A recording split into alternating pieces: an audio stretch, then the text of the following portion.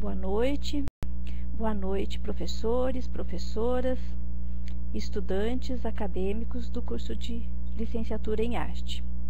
Nós vamos iniciar então a nossa webconferência da disciplina de didática aplicada ao ensino da arte. Então, convido a todos a percorrerem um caminho histórico, percorrerem comigo esse caminho histórico do qual eu vou relatar hoje sobre a história da arte e educação no Brasil. Eu vou falar sobre ela para que a gente possa compreender e situar melhor as práticas pedagógicas que a gente vê ainda hoje nas escolas. Então, acredito da importância dessa compreensão do trabalho do percurso histórico qual o ensino da arte vem trilhando nesse país, justamente para que a gente possa situar melhor a nossa compreensão e as nossas práticas. Então, eu começo falando de que história é essa que a gente vai tratar hoje, né? Às vezes, uma história que está tão viva e tão perto da gente, né? Então, vamos lá. Para eu falar dessa história, eu vou ter que situar o ensino da arte a partir das tendências pedagógicas, que perpassa pela educação jesuítica, pela escola tradicional, a escola nova, o tecnicismo e as tendências progressistas. Então, vamos juntos analisando cada uma delas. Então, para começar, eu proponho a vocês que olhem atentamente essa imagem que eu apresento agora. Vou dar, assim, 2 minutos para que vocês olhem a imagem.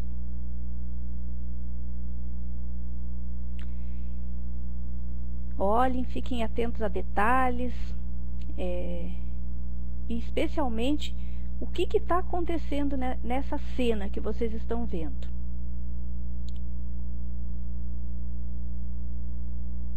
É uma missa, né? Essa é a primeira missa rezada no Brasil.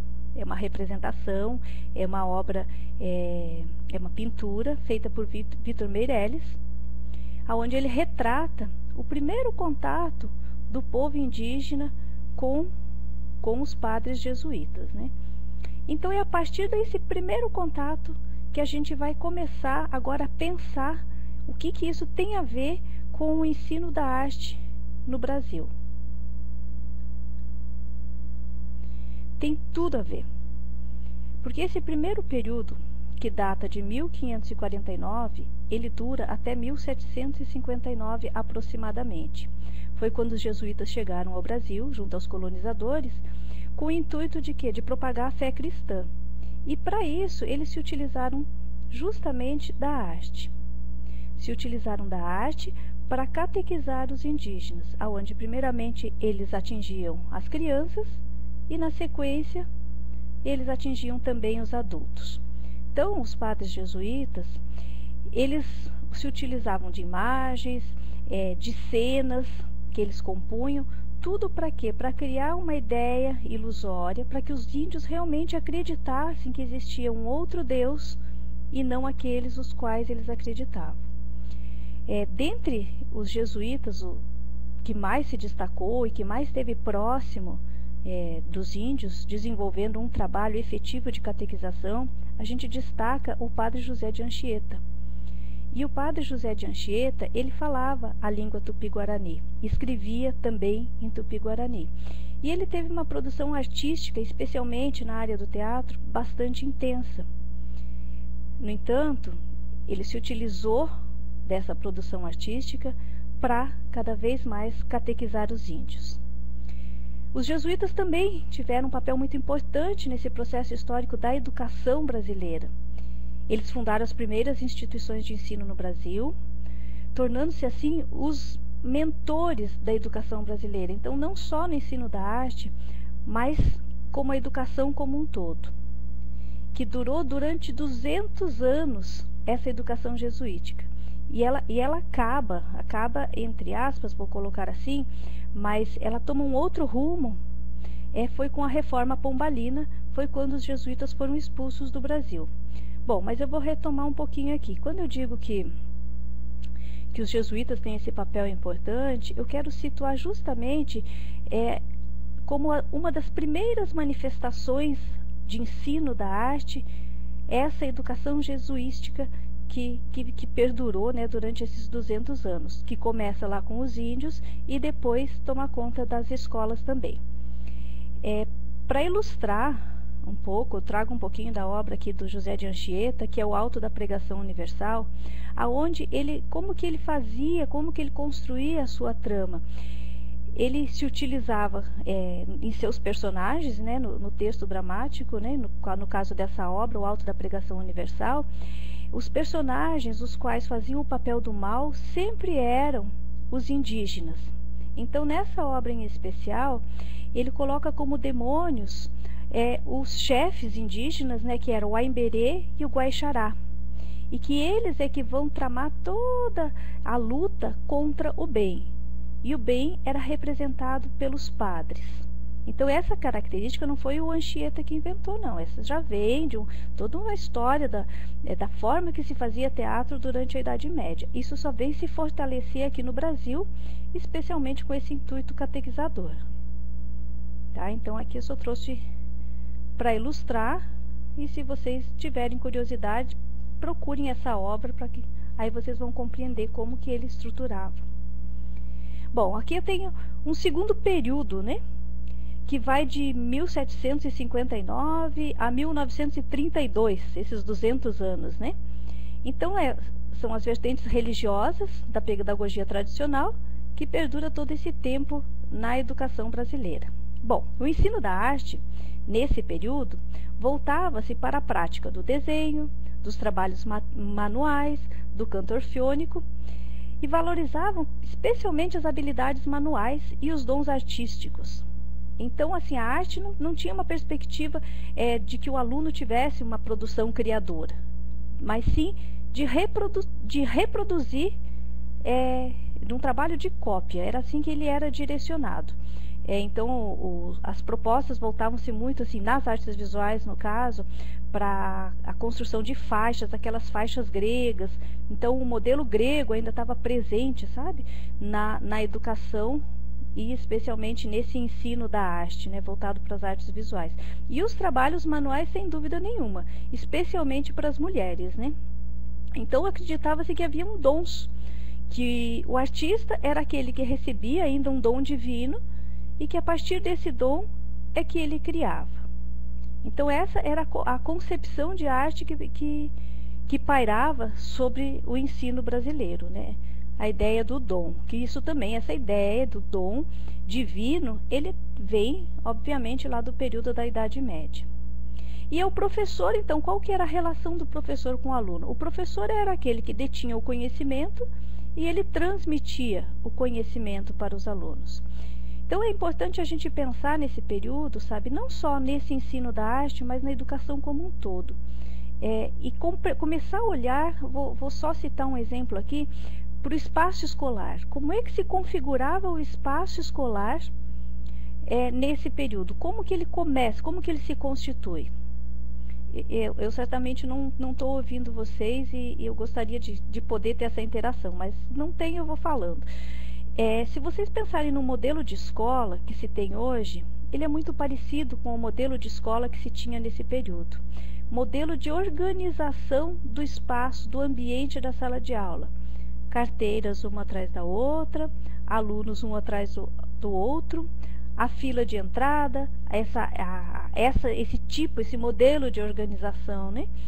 É muito parecido com o que ainda se reproduz hoje. A diferença, talvez uma delas, né? Naquele período dividia-se a ala de meninos com ala de meninas, ou escola de meninos e escola de meninas. Aos meninos cabia um tipo de educação diferenciada das meninas, uma vez que as mulheres deveriam trabalhar mais as artes manuais e os homens eram mais os eleitos, né? Também colocando entre aspas, né? Os eleitos para os dons artísticos. E a arte, então, tinha essa perspectiva utilitária, porque a arte deveria servir para alguma coisa. Então, os alunos aprendiam o que aprendiam na sala de aula, era para servir para alguma coisa, ou para decorar, ou para ter uma utilidade, ou fosse na cozinha, ou fosse em outro espaço doméstico, né?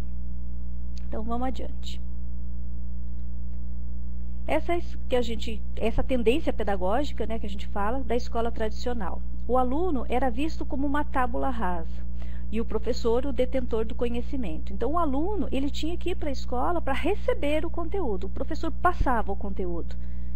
Então, e o aluno deveria receber como se ele fosse, vou dar um exemplo aqui, como se ele fosse um balde vazio e que alguém deveria chegar para encher esse balde.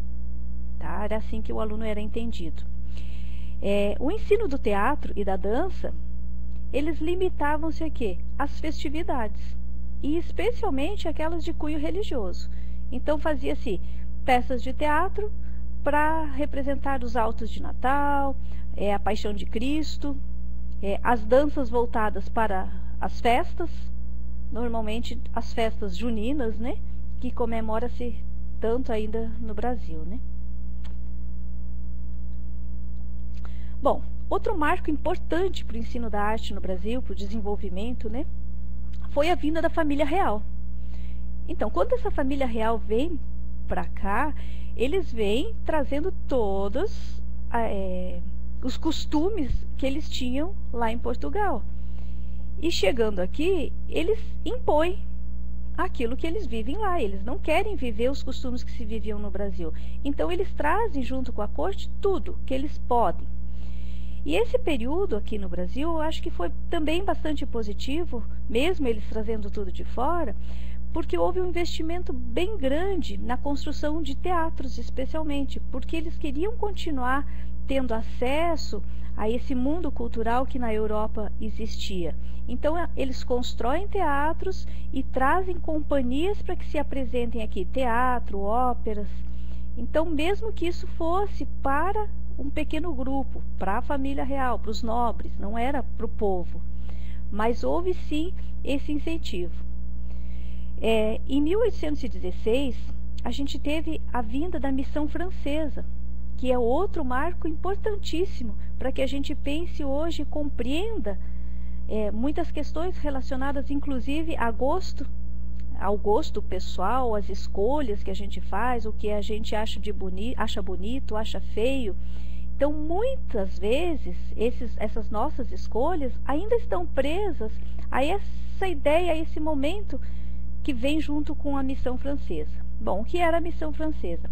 Era um grupo de artistas que vem da Europa, acolhidos por Dom João VI. Então, eles vêm de Portugal, da França, fugidos de Napoleão Bonaparte e são acolhidos aqui no Brasil. Dentre eles tinha o Debré. E eles chegam aqui, o que acontece? O Brasil vinha se fortalecendo enquanto produção artística num estilo voltado muito mais para o barroco, aonde o barroco já tinha uma identidade nacional, que já tinha características do Brasil, característica dos artistas brasileiros e especialmente materiais e formas próprias do Brasil. Quando chega a missão francesa, esses artistas eles vêm com outro ideal de beleza, eles vêm com outro padrão de arte, que é um padrão voltado para o neoclássico. Chegando aqui no Brasil, o que eles fazem? Apoiados, obviamente, pela família real, eles impõem um modelo de arte, um padrão, o qual esse padrão, essa imposição se expande por todas as instâncias e, obviamente, para a escola também. Então, esse período é o período onde foi fundada a Academia de Belas Artes, no Rio de Janeiro, a Escola de Belas Artes, né? Então, uma importantíssima escola, sem dúvida, para o país. Porém, sabe, essa imposição desse modelo de arte vem se fortalecer e vem se sobrepor ao que se vinha fazendo até então no país, né? Seguindo ainda o curso da nossa história, né? Eu vou pontuar aqui um terceiro período que vai de 32 a 1947. Esse é um período que entra no país novas ideias para a educação, sabe? Novas ideias voltadas pensando mais assim, poxa vida, será que é só o professor que detém esse conhecimento e o aluno? E essa nova concepção chega pensando justamente nesse aluno, pensando nesse modelo de escola que se tinha. E só que esse ideário que chega, né, ao Brasil, ele se confronta com essa pedagogia tradicional, que é a pedagogia nova, né? Ela ainda se confronta, mas existe um grupo muito forte que defende esses ideais da escola nova. E esse grupo era um grupo de artistas, grande parte deles, né, que lutavam muito por uma produção de arte que tivesse uma identidade nacional, para uma educação que tivesse a arte presente na escola, porque até então a arte estava presente, mas não era lei, não era obrigatório, não, enfim, ela existia em algumas escolas, mas não para todos. E especialmente existiam naquelas escolas que tinham um cunho de educação ainda influenciada pelos jesuítas, né? Então, esse período é bem bacana a gente pensar que ele foi muito marcado por esse movimento dos artistas. E, especialmente, é quando surge a Escolinha de Arte do Brasil, criada por Augusto Rodrigues em 1913. Ele cria, 1913 é a data de nascimento e 1993 de morte de Augusto Rodrigues. Ele cria na década de 40 a Escolinha de Arte do Brasil. Então, essa escolinha de arte, ela era muito mais focada nas artes visuais, na produção do desenho infantil, porque esse período é riquíssimo, porque a arte infantil, ela passa a ser valorizada.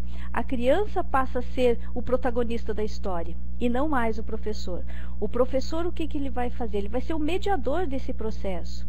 Ele vai possibilitar que esse aluno se autodesenvolva. Então veio muito forte essa ideia da livre expressão, aonde o aluno poderia fazer como ele quisesse, fazer as escolhas que ele quisesse e livremente. E o professor não podia interferir na produção do aluno. Então a relação aluno-professor ficou assim: professor era aquele que era o mediador, mas o mediador que facilitava, que possibilitava um ambiente para que esse aluno criasse. E entendia-se que a criação não mais era um dom, mas é que a criação viria de uma inspiração, e que esse aluno viria a partir de uma experimentação. Então há um investimento bem grande para que essa educação nas artes plásticas em especial, passasse pela experimentação. Então é um momento onde o professor começa a ser aquele pesquisador que tem que, a cada aula, trazer uma técnica diferente, uma experiência diferente, para que o aluno seja um criador. Mas esse professor não pode interferir, não pode fazer objeção nenhuma à produção da criança. Bom, esse período também houve tendo ainda sequência nesse pensamento da valorização da arte infantil. Então tem a primeira exposição de arte infantil realizada no Museu Nacional de Belas Artes do Rio de Janeiro. Bom, dessa luta dos arte-educadores, o que resultou na década de 70? Resultou numa lei, na Lei 5692/71, aonde ela institui a educação artística como parte integrante dos currículos escolares. Ótimo, uma conquista e tanto para anos de luta, né, para que a arte venha fazer parte e ocupar os currículos escolares. Foi sem dúvida nenhuma uma conquista. No entanto, é importante que a gente pense o seguinte: na década de 70, que governo e qual era a política do país nesse período? Por que estou falando isso?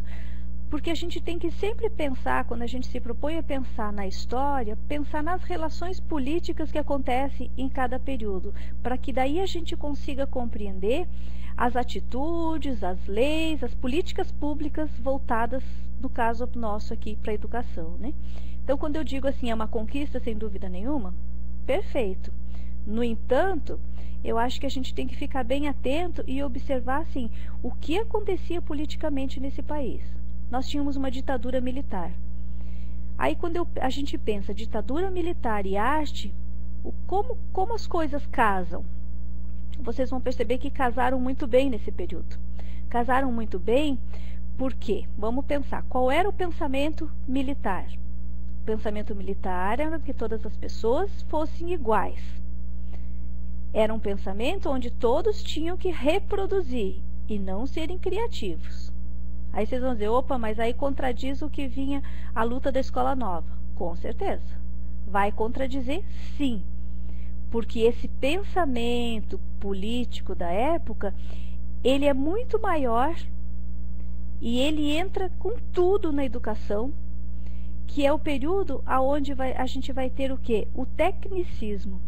E esse tecnicismo, ele vai durar mais 20 anos, pelo menos, que é o período da ditadura militar. Então, o que se fazia nessa educação artística? Então, nesse período da educação artística, o trabalho era voltado para o calendário cívico, era o quê? Voltado não, era reproduzido pelo mimeógrafo. Penso que vocês conheçam essa tecnologia que surge nesse período, né? Então, o que faz um mimeógrafo? Ele reproduz em série. Hoje a gente talvez não use esse mimeógrafo, mas usa o quê? O Xerox. Então, a ideia era a mesma. Só que além de reproduzir em série, o que ele reproduzia? Desenhos prontos, desenhos estereotipados.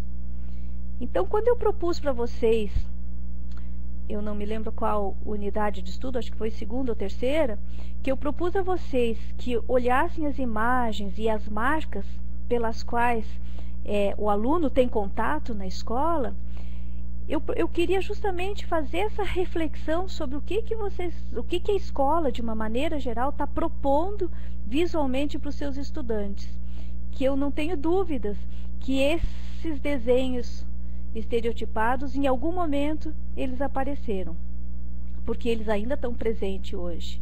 Então, eu estou só situando para que vocês compreendam da onde vem essas ideias, da onde surgiu essa reprodução, da onde surgiram esses desenhos prontos, que muitas vezes ainda são reproduzidos hoje. O calendário cívico, ele entrou com tudo na educação artística. Então, a educação artística tinha que, a cada data comemorativa, fazer uma atividade.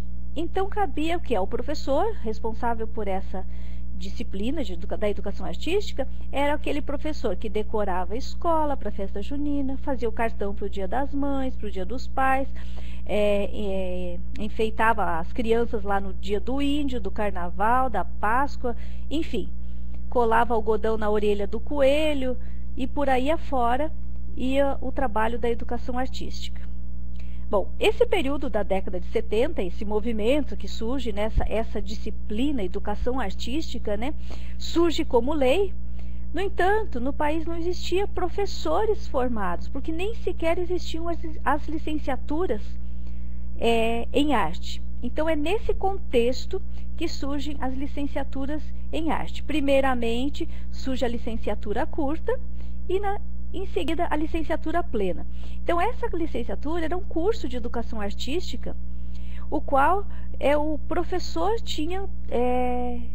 era um professor polivalente que trabalhava com todas essas disciplinas. Então, ele tinha um pouquinho de cada uma, um pouquinho de música, um pouquinho de artes visuais, um pouquinho de teatro, e era assim que ele se formava. Esse era o curso de educação artística.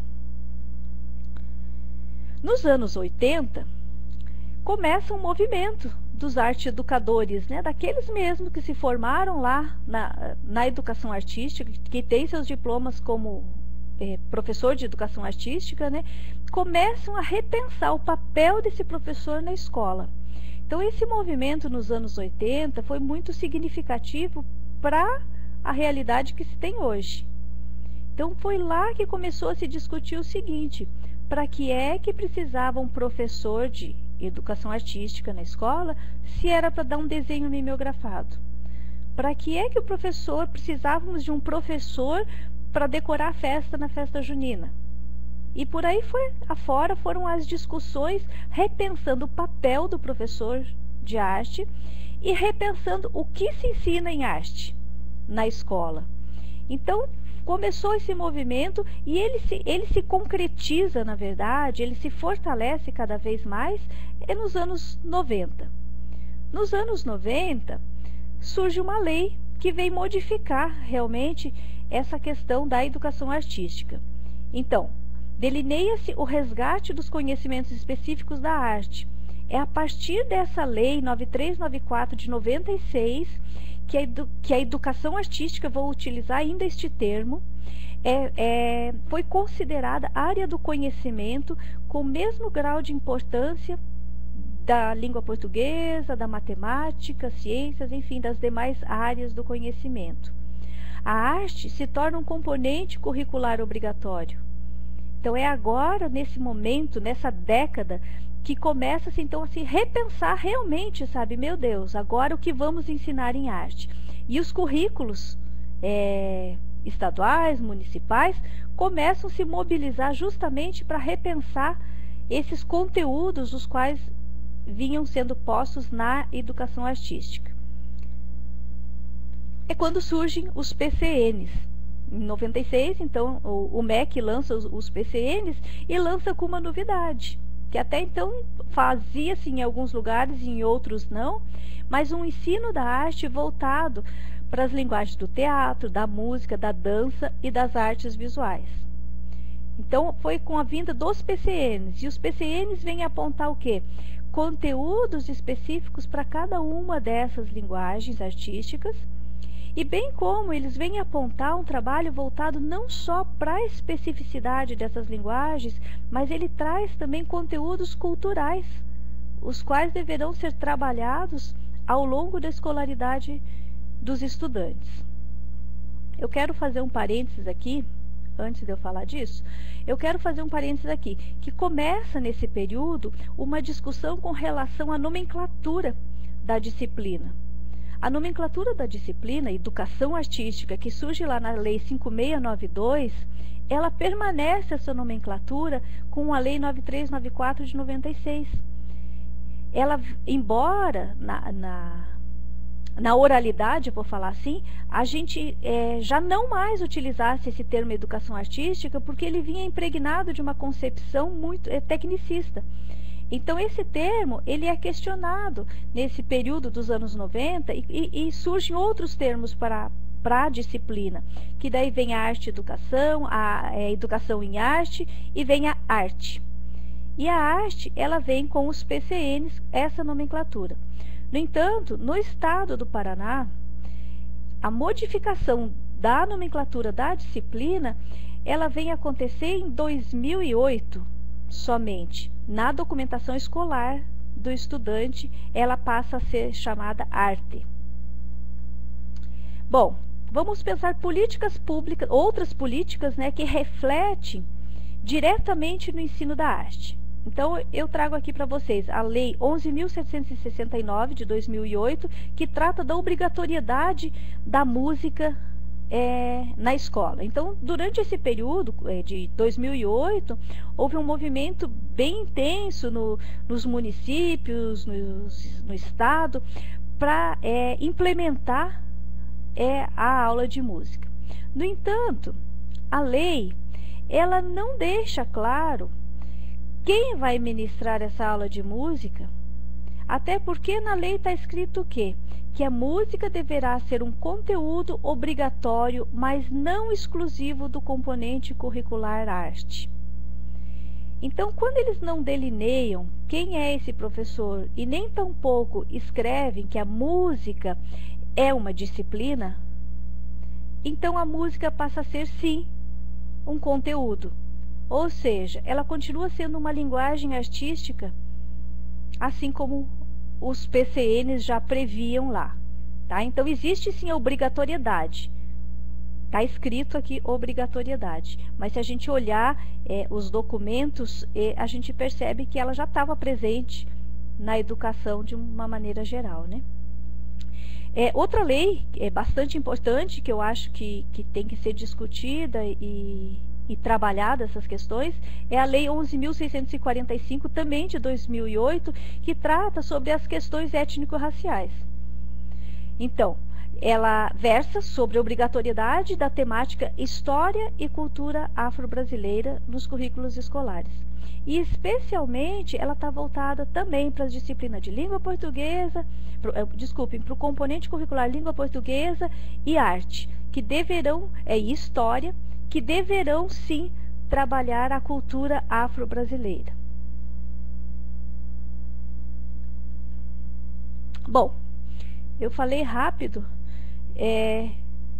eu gostaria que vocês me perguntassem, para que a gente tenha uma interação maior, mas eu quero propor a vocês agora, depois da nossa conversa, eu vou propor uma atividade, né?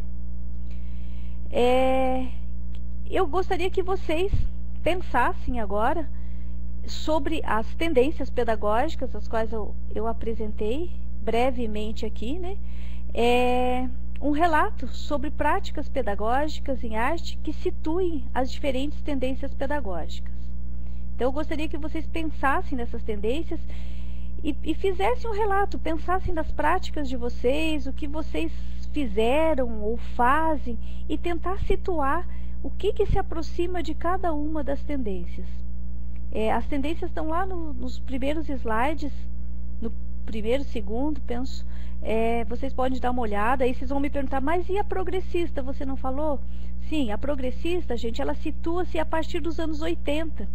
As tendências progressistas são aquelas que vêm discutir o papel do ensino da arte na escola, que vêm discutir os conteúdos específicos para a arte e não mais aqueles conteúdos, se assim podemos chamar, voltados apenas para uma técnica ou para uma exploração de materiais. Tá? Então, as tendências progressistas, elas se caracterizam por essa busca de um conteúdo e pela busca do estudo da especificidade das linguagens.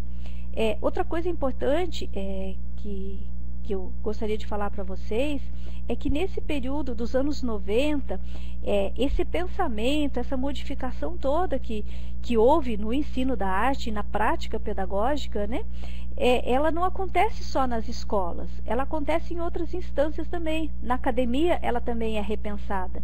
Então, na academia, começa a se repensar os cursos de educação artística.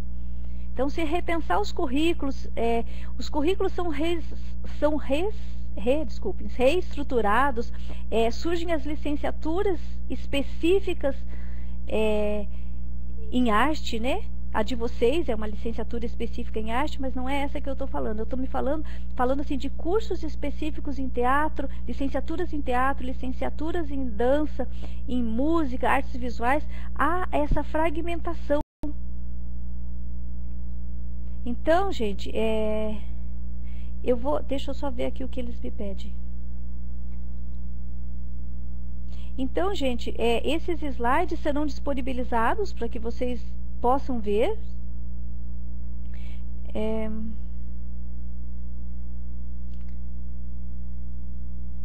Então, gente, esses slides é isso que eu estava vendo aqui, desculpe. Eles serão sim disponibilizados para que vocês possam ver e perguntarem também, ok?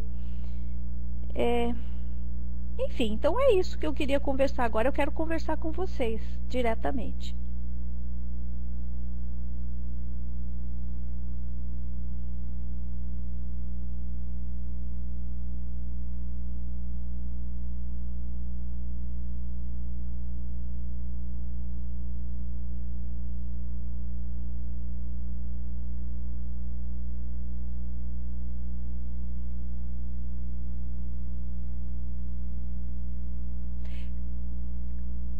Ainda hoje a gente pretende disponibilizar, por mim, sem problema nenhum.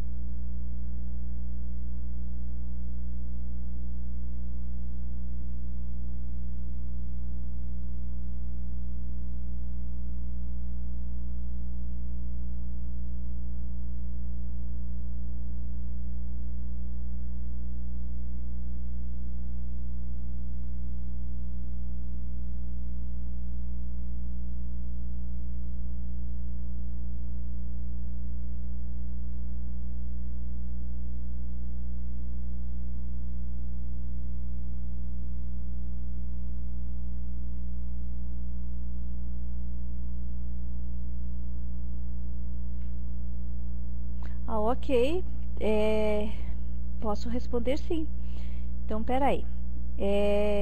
Sim, a atividade é para hoje ainda. Vocês têm até a meia-noite para postar. Creio que eu esteja falando correto. Os tutores podem confirmar isso que eu estou falando. Ou terá um tempo maior para postagem. Não, é hoje. Essa atividade é hoje, as outras depois.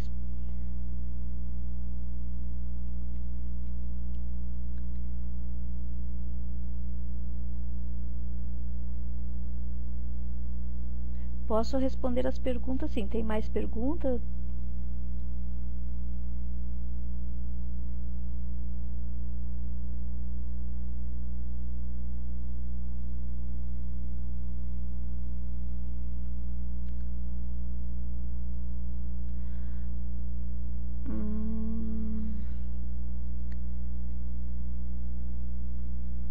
Bom, essa pergunta eu só posso responder.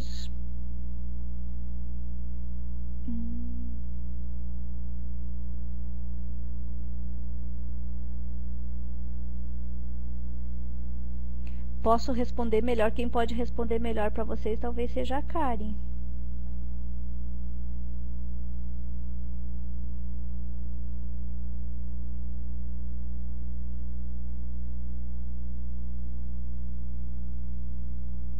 Bom, mas também penso que a tarefa seja possível vocês fazerem a partir do que a gente conversou aqui, a partir do que eu falei. Também não falei, não tem resposta exata, correta, né? Na verdade, se vocês prestaram atenção, eu acho que também não é difícil de responder o que eu estou pedindo, é muito simples. Ó, ela está dizendo que eles já estão disponíveis, então...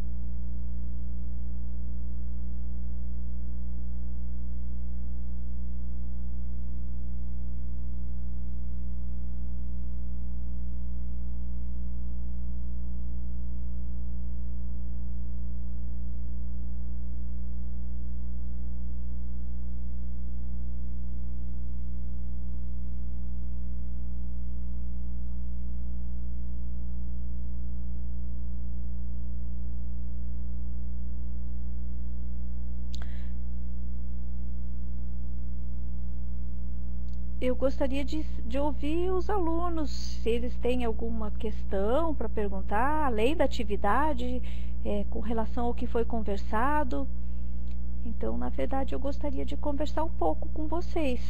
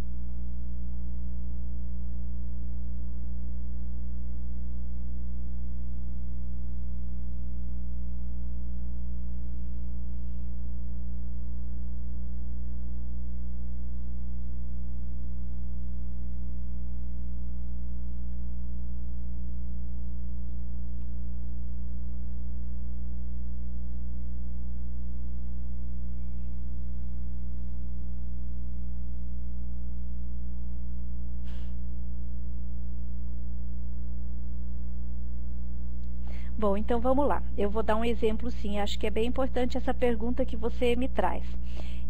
Nos anos 90, com os PCNs, especialmente, o que se instaura no país? Como que eu vou chamar? Se instaura... Nesse período dos PCNs, anterior até os PCNs, surgem grupos de estudos nas universidades, do qual eu fiz parte de um polo especialmente, né? Não sei se vocês já ouviram falar no Arte na Escola.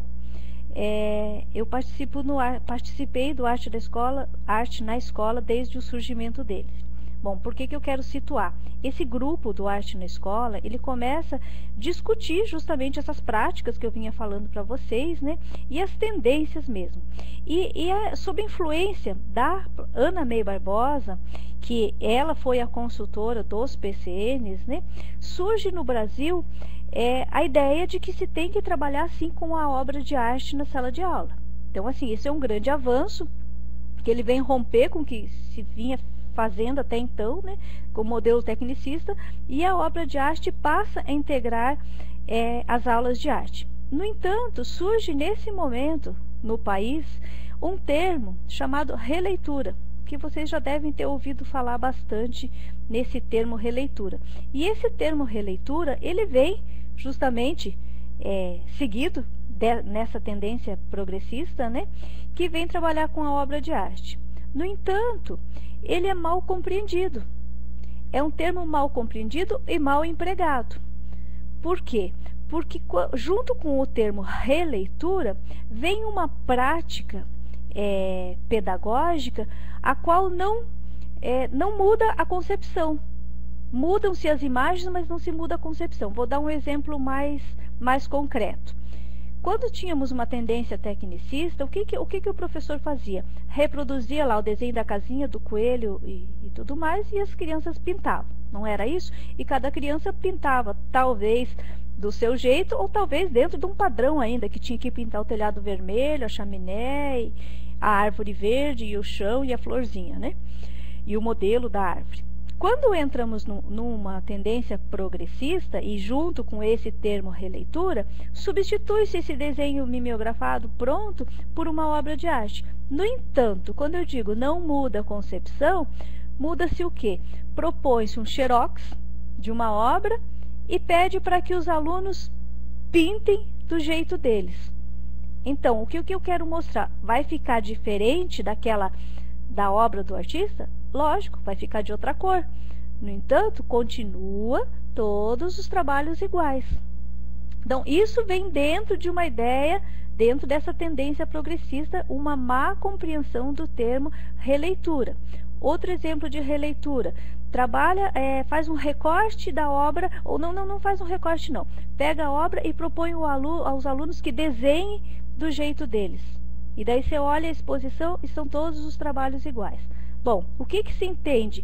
Que a releitura é possível sim fazer, mas a releitura ela vai acontecer quando o artista já tem uma estética pessoal, aonde ele vai olhar por uma produção artística e vai refazer sobre a sua ótica, sobre a sua estética.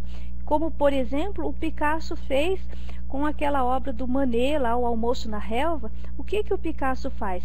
Ele pega, ele vê aquela obra, traz para o contexto dele, no entanto, ele refaz, ele reelabora aquela obra sobre a ótica do cubismo. Isso sim seria uma releitura. Bom, vamos voltar lá na questão, exemplo de atividade prática na tendência pedagógica. Até agora desculpe, progressista. Até agora eu dei um exemplo de uma prática que vem se enquadrar dentro de uma tendência progressista, no entanto, o que eu estou apontando para vocês é uma prática equivocada. Tá? Então, me perdoem se alguém está fazendo releituras desse jeito qual eu estou falando, mas eu estou falando justamente para que vocês repensem realmente o que vocês estão propondo aos alunos. Reler.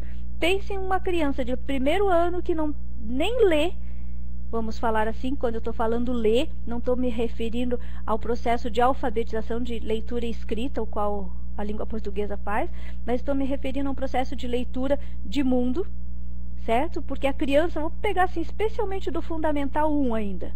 A criança do Fundamental 1 está ainda num processo de experimentação e de conhecimento das especificidades da linguagem, experimentação de riscantes e de suportes e por aí afora, certo? Ela não vai estar fazendo releitura, tá? Mas, no entanto, ela tem sim que ter contato com a obra de arte. Não estou dizendo que não tem que ter. Tem que trabalhar com apreciação, tem que trabalhar com experimentação, tá? Mas vamos lá, os exemplos de propostas no... Eu já mudei até o termo, né? De uma prática dentro de uma concepção progressista. Primeiro que vocês não vão fazer atividades. Eu sugiro, então, propostas de trabalho. Propostas onde vão colocar o aluno numa situação de desafio. Esses alunos, eles têm que ser desafiados para, assim, poderem dar uma resposta criativa. Vocês vão poder fazer propostas aonde tire esse aluno de uma zona de conforto. Zona de conforto, eu vou dar um exemplo de uma proposta aonde seria na zona de conforto. Desenhe uma árvore, por exemplo.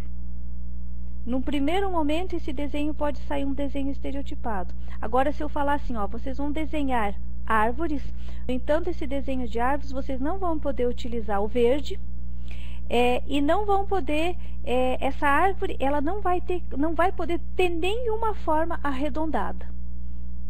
Essa árvore vai ter que destacar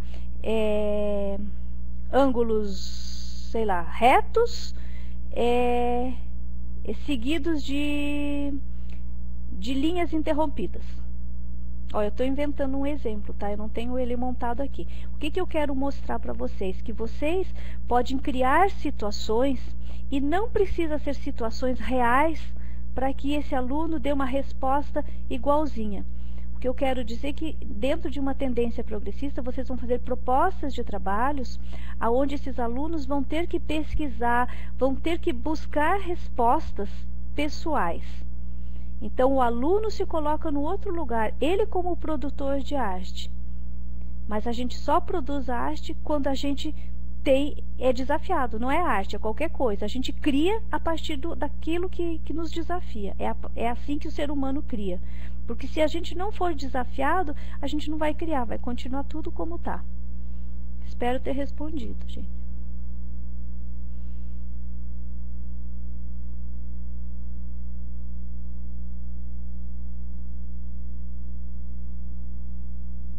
Ó, vou dar mais um exemplo aqui. Se vocês forem trabalhar com a linguagem do teatro, o que seria uma proposta de trabalho voltado para uma concepção progressista? Será que seria dar um texto para o estudante decorar o texto e apresentar? Ou colocar um narrador lá na frente lendo o texto e os personagens passando pela cena? Não. Isso não não está situado dentro de uma tendência progressista. Dentro de uma tendência progressista, você pode até não utilizar texto nenhum, texto pronto para começar a montagem da cena. A gente pode partir para a montagem da cena de qualquer assunto o qual nos rodeia. Eu posso partir do corpo, eu posso partir da movimentação corporal, da dramaturgia do corpo para a construção da cena. Eu posso partir de um ritual ao qual eu faço diariamente. Por exemplo, escovar os dentes. O que eu faço para escovar os dentes? Isso é um ato que a gente faz, um ritual que a gente pratica. No entanto, cada pessoa faz de uma maneira. Então, a partir do momento que eu observar que o meu aluno reproduzir isso e eu propor para ele a construção de uma cena a partir desse ritual que ele faz só para escovar dente, eu já estou criando uma outra forma de compor a cena, que não preciso ter uma lógica de começo, meio e fim. Um outro exemplo que eu posso dar para vocês na área da dança. Eu não vou propor uma coreografia, eu, professora, criar uma coreografia para que os meus estudantes reproduzam os movimentos, mas eu vou partir do quê? Vou partir da exploração do corpo deles no espaço. Vou propor a eles que experimente diferentes maneiras de se locomover pelo espaço, diferentes maneiras de encolher e torcer, por exemplo, esticar e torcer e encolher, esticar e encolher, essas ações. Porque o que eu quero? Que o movimento ele venha seguido de uma intenção, que o movimento não seja gratuito, não seja uma mera reprodução.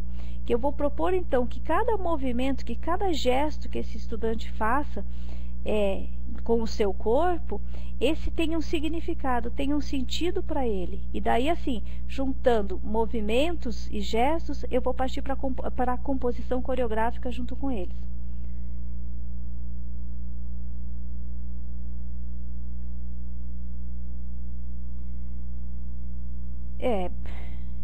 Eu penso que os exemplos que eu estou dando são justamente pensando numa tendência progressista. Então, gente, tudo que eu propus aqui para vocês são atividades práticas, não são outras coisas. Então, o exemplo que eu estava dando agora na hora da dança, por exemplo, são atividades práticas. Por exemplo, propõe aos estudantes que andem na sala, no entanto, não podem andar com os pés no chão. Que outras possibilidades eu posso ter para me deslocar pelo chão? Propõe aos estudantes que escovem os dentes, no entanto, não podem usar as mãos. Que possibilidade tem de se fazer isso com outras partes do corpo? E a partir dessas construções que os estudantes trazem, que a gente vai partir junto com eles para a composição coreográfica.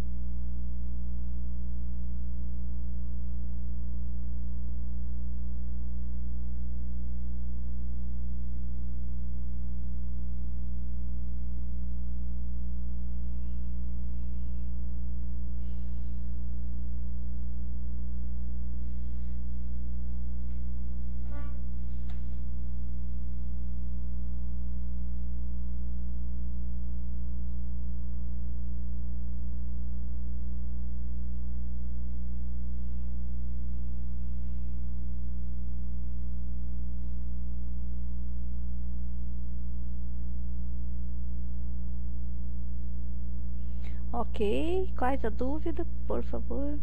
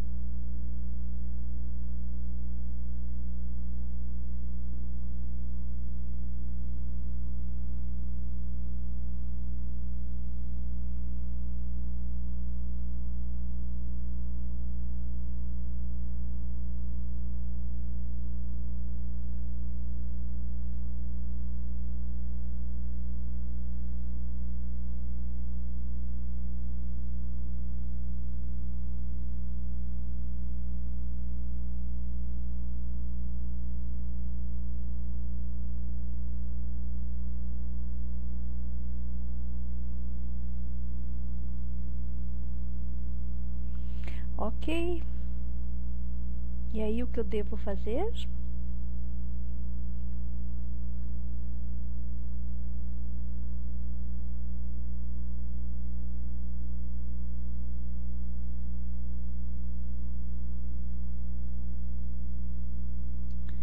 Então, boa noite a todos e um bom trabalho.